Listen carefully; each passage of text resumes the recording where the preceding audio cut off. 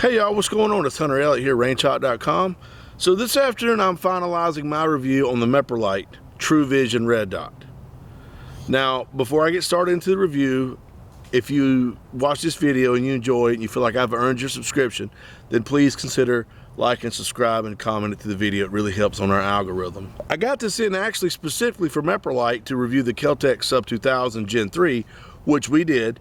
However, I like the red dot so much, we transferred it to a couple other rifles, run it like that, and I said, well, there's so much going on with it, I feel like it deserves its own review. So that's what we're gonna do. But before I talk about that, I wanna show you that the magazine is out, the bolt locked to the rear, so this little rifle is empty, safe to talk about.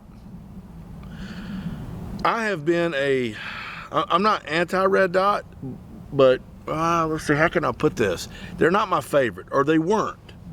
But I try to be open-minded, and so I've been running some pistol red dots, and here I've been running some Meprolight red dots on some rifles, and I'm starting to get it.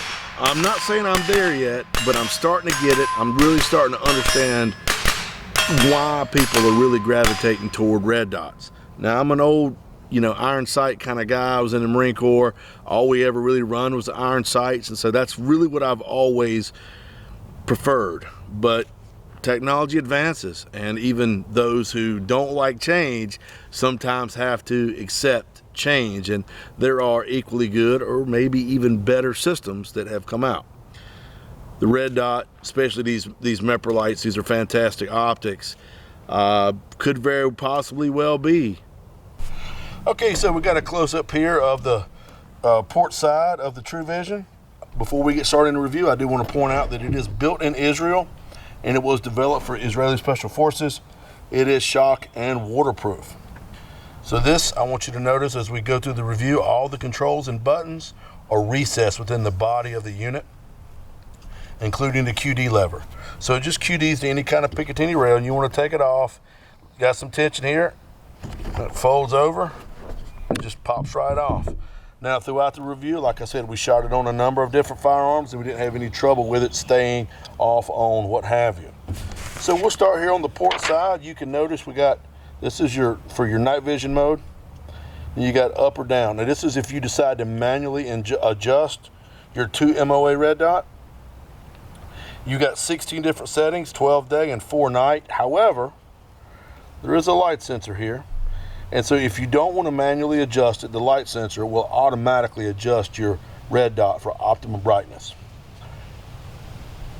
Elevation, windage, 0.5 MOA per click to get that thing dialed in. And then here you have a CR123 battery. This is powered by, and Meprolight says you're going to get approximately 2 years of usage out of that. Now, if you're worried about the battery, it does have a 30-minute, no movement, no button push sleep mode. And then you can set it up to either after 4 or 8 hours of no movement, no button push, it's an auto off.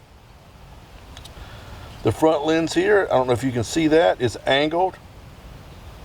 And that is to prevent any kind of reflections. So, you're downrange, you don't want this reflecting anything like this. So this is a non-reflective lens. And this polymer hood here is pretty durable, but it's also swapped out. You can get an OD green, desert tan, what have you, as far as this is concerned. Now, let's see if I'm gonna manually run the red dot up. It's weird there it is, you can see it now. Looks weird on camera, but it's actually a pretty fine, nice red dot. There's not a lot of, or there's no star bursting, there's nothing like that. It proved to be a really nice, reliable optic. You can see through some of the B-roll in the video. A lot of people, even folks that weren't really that familiar with red dots, were able to readily and easily, quickly acquire and maintain targets.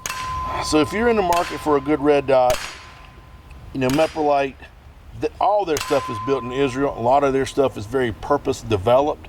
So it's hard to go wrong with that. MSRP on this is $4.99, which I feel like is very reasonable. I'm sure street price is going to be better than that, so just bear that in mind. But as a solid, just one piece unit with a built-in motion sensor, built-in light detector, easily QD like that, you know, on whatever pick rail you want. Very, very small footprint. So in the event you want to add a magnifier or whatever, it's compatible with a number of different magnifiers from Meprolight. So anyway, I feel like I've showed this off enough. If you got any questions or comments, please let me know. If you've made it this far, please consider subscribing to Range Hot YouTube channel. And also remember now, this is just a video overview. There's going to be an article on rangehot.com about all the specifics, the details, what this thing weighs, and all that over there. So it's just a video overview. Anyway, that's about all I got, guys. I want you to take care of yourselves, each other, and I look forward to seeing you at the range. We got Tiffany out here from Tiffany Outdoors. Hey, everybody. She had some time with it. Kel-Tec Sub 2000, Gen 3, Meprolight Tru Vision, Liberty Suppressors, Infinity X can. What did you think about the rifle, shooting it? What's your thoughts? My thoughts on this gun, I really like this gun. This was a very fun gun to shoot. I love that it's got the rails on the top and the bottom. I like the sight. The sight worked very well. Even though we were in full sun, I can see it. I can get right back on the target once I shot around, and it uses Glock magazines. It's a fun gun to shoot.